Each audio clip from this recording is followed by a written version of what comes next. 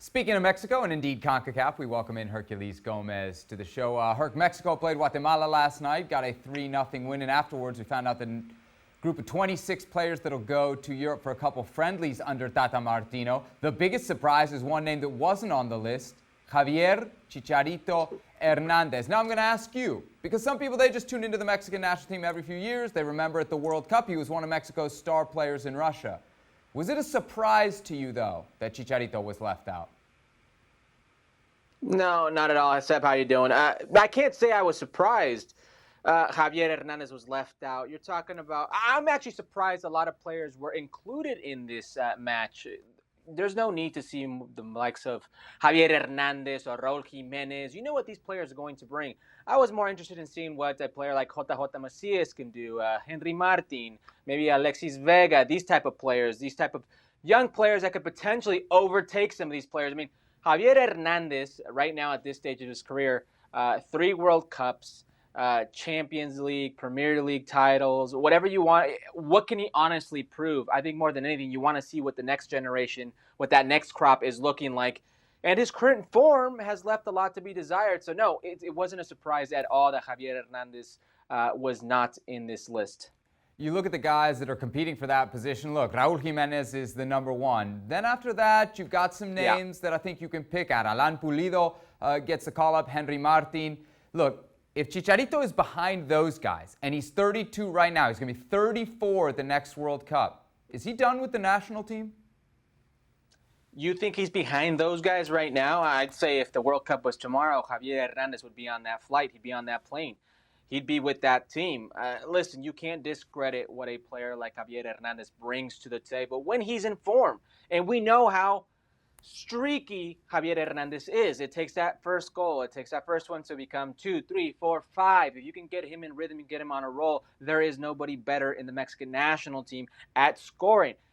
Raul Jimenez brings a different dimension to this Mexican national team. I think he's the clear-cut 9. The way that Tata wants to play, everything that he can provide, that's his place to lose. But if you look at below him, there's a reason why all of a sudden, Rogelio Funes Mori, his name is circling about in, Mexican press, because there aren't a lot of clear-cut strikers in Liga MX or around the world that could potentially go in there and stake claim. That's why a guy like Javier Hernandez, despite his age, despite where he's playing and how he's playing, will always be on that list. He may be on that list for the national team, but what about with the LA Galaxy? This is a player that, forget the Galaxy, this is a player that Major League Soccer, like a holy grail, went after for years and years and years. They finally land him, and I heard what you said on this show a couple days ago. You said Guillermo Barros Schelotto has a decision to make?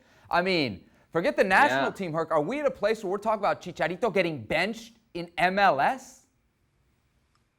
Maybe. And I'd argue it's circumstantial. I know people don't want to hear that, but the guy was out for almost 3 months with an injury. He's coming back in a situation where you're playing, every 3 to 4 days, where they're clearly not playing well, where he's being the scapegoat for a lot, and myself included have named it one of the reasons that they've been struggling. The only way he can get that match fitness, that game sharpness, is by playing. The problem here is when he plays, the Galaxy aren't any good. The Galaxy not only aren't any good, they're winless. They don't score goals. It seems like there's a frustration level when you watch Javier Hernandez play. Not only that, I've mentioned the disconnect between the 2 best players on that team, Javier Hernandez and Cristian Pavón. Cristian Pavón is an elite talent in this league, an elite talent at any level. That's why he's playing for the Argentine national team. That's why he's played in a World Cup for Argentina.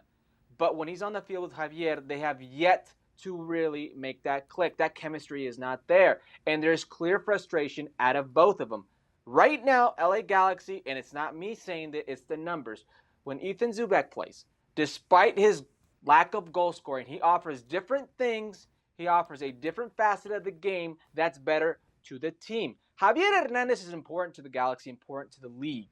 But if Javier Hernandez, and I've always said this, isn't scoring goals for you, he's not doing much else. He needs to score goals. So if he's not doing that right now, Guillermo Barros Schelotto has a big decision to make. Do I ride it out until he gets sharp enough? Can I withstand that? Are there enough games to make up? Or do I pull the trigger and go with Ethan Zubak or somebody else who can give me that maybe game fitness that I desperately need to play the way that we were playing before?